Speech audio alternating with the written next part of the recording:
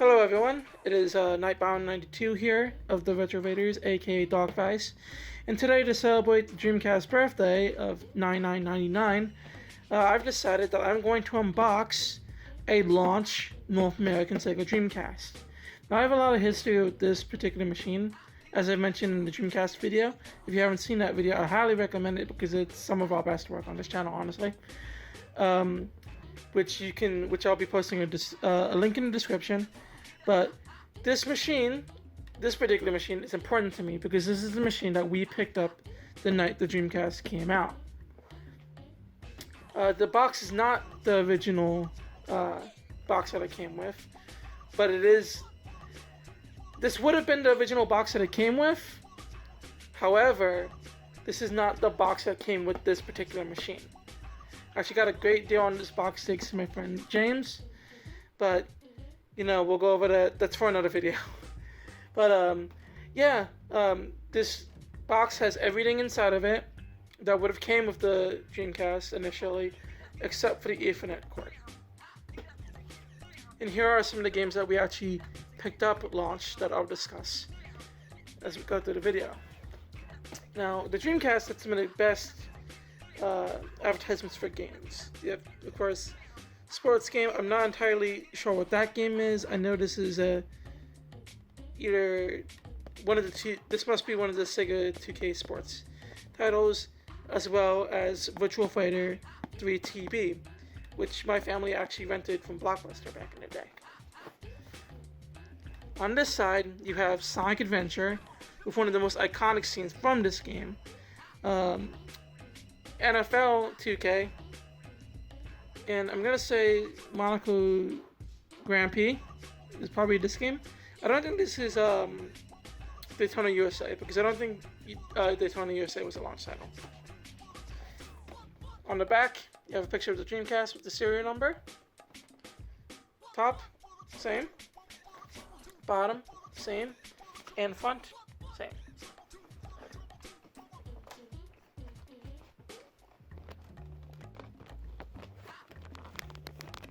Opening the box.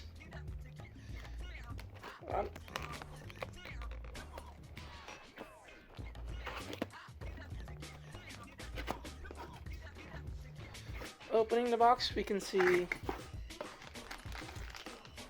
AV cables.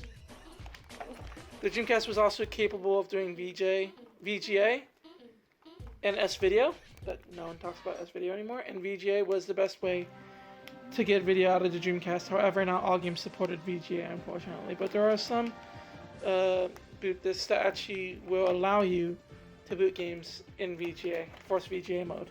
But yeah, these are the AV cables that came standard. Power cable. Standard power cable works with the PlayStation 2, Xbox, original models of the PlayStation, Sega Saturn, etc. Sega Saturn. Also love that machine.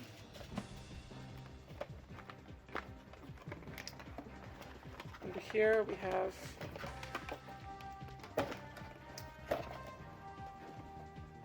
the Dreamcast. The Dreamcast controller. This controller is actually I think it's very comfortable. I know a lot of people don't like it, but I really do like it. I think it's a fantastic. I'll just put the box here. I think it's a fantastic controller. It has one of the first controllers outside, I believe, the Sega Saturn 3D control pad to have really nice triggers. They feel like the original Xbox triggers, and even up to the 360, and to some degree even the Xbox One and the Xbox Series X. You can also see by the look of this, it also had one analog stick, which, yeah, we're used to having multiple analog sticks, I get that, but at the time, this was kind of a big deal. I don't think the DualShock controller was even out yet, because the DualShock controller, I believe, came out in either 1999 or 2000 when Ape Escape came out, because Ape Escape was the first game, I believe, to fully take advantage of it. But up until then, one analog stick was pretty much the norm. One thing that this controller did add that we talked about in our Dreamcast video was the fact that the VMU and having two memory card slots on the controller. You can also use a memory pack on here, as well as the microphone for the game Seaman, as well as online play, I believe. But yeah, I've always loved this controller. I think it's quite comfortable. It's not the best for 2D fighting games, even though the Dreamcast has a lot of great 2D fighting games on it. But, you know, for what it is, it's a great controller. I really like it. Going into the box again, we can see the web browser. Now, some of you might already notice, but the Dreamcast actually came out of the box internet ready. That's right, it had a built-in modem, a 56K modem, I believe, and it's not exactly the fastest thing in the world these days by today's standards, but you know, this was a way that you could get on the internet with your Dreamcast and browse the web, World Wide Web. Man, that just dates this so much, but it's AT&T WorldNet, which is pretty cool actually, now that I think about it. You could chat with people across the world, you could send and receive emails. These are all things that we kind of take for granted these days, but, you know, back then it was a huge deal, especially to be able to do that on a games console. I believe you could do that on the Saturn with the Netlink, but I might have just allowed gameplay with Sony games. Here we have some of the paperwork as well as the demo disc. This is the demo disc that I played a lot of. This is how I first experienced House of the Dead 2 as well as Power Stone. And I talk about that in the Dreamcast video that we've done again. Link in the description for that video. It's a great video. It's probably our best work. But looking through this bag, you can see manuals, demo disc. One thing that's pretty cool is that, sorry about that, is that play to win. You could win a Crazy Taxi arcade machine. That's kind of obsessive. I think, yeah, it would have been badass to have something like that growing up, but where would you have bid it? Moving that around would have been a pain. And this, if you would have sent it away for it, you would have gotten a free issue of the Dreamcast official magazine, which I have a couple of those, and I'll show those in the video for our Dreamcast birthday a couple years ago. But no, yeah, I used to love this magazine, and then just going to the pages of it, it was basically my Nintendo power.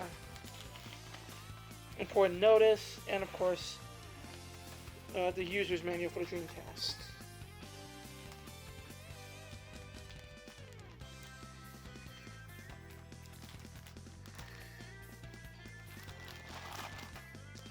And last but not least, the machine itself, the Dreamcast.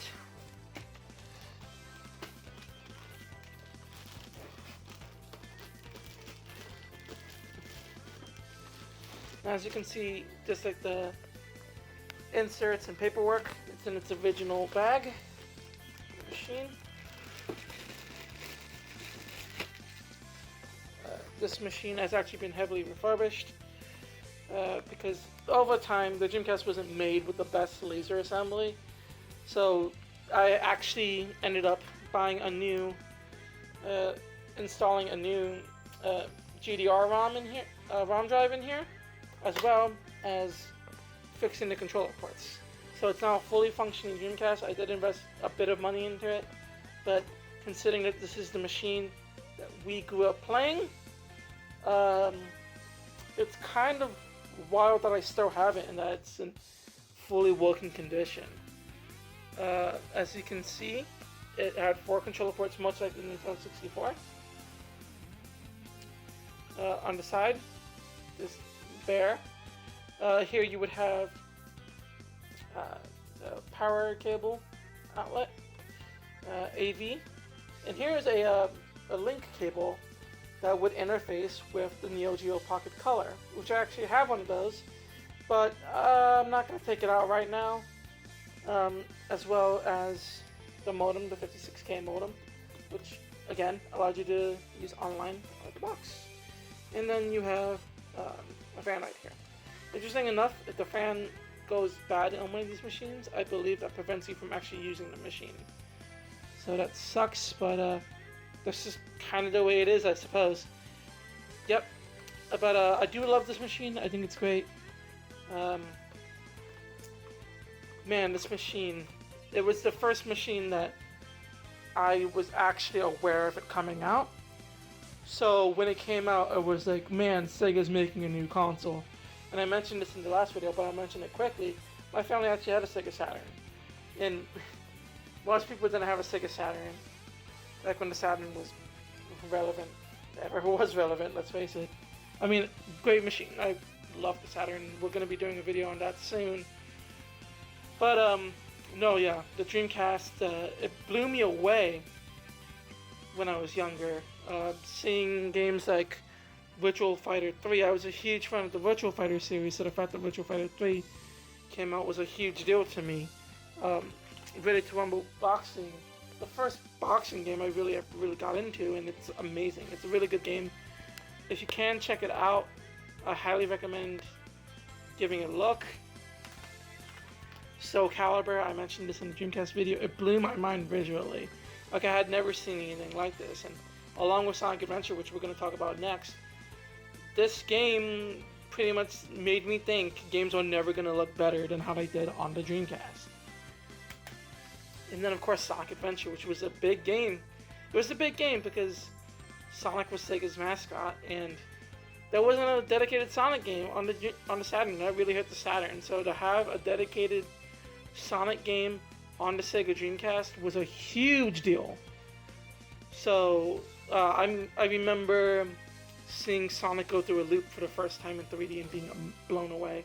I remember the scene of Sonic running away from the Orca, which was also incredible. It just, man, this game at the time, like, I know it gets a lot of hate now, but this is the best version of the game. I know it's hard to believe, but this is the best version of the game, as well as Adventure 2 on the Dreamcast. Both the top tier versions of the game.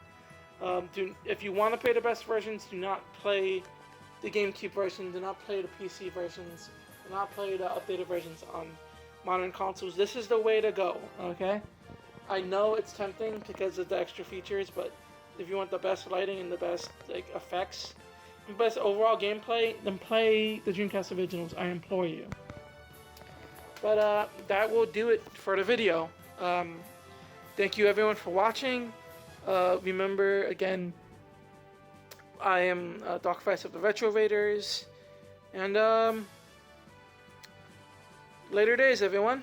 Happy birthday, Sega Dreamcast.